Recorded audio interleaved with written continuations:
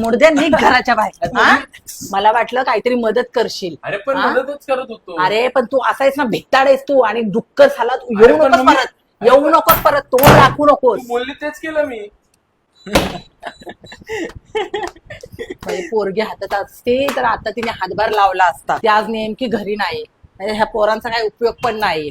बघाव तेव्हा फोन मध्येच असतात. पडलंय सामान तिथंच पडून देतात. कधी उचलत पण नाही काय नाही, कधीच नाही मदत करत. माझी दीदी घरी असती तर तिने आत्ता मदत केली असती.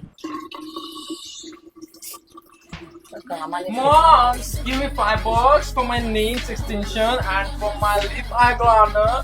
Mom, give me for my spa for 10K and for my Medicare for 15K and my 20K for my kitty party. Mom, give me fast. ए काय चाललंय? अरे आता तूच बाहेर येऊन बोलत होतीस ना, दीदी हे दीदी ते दीदी असं दीदी तसं.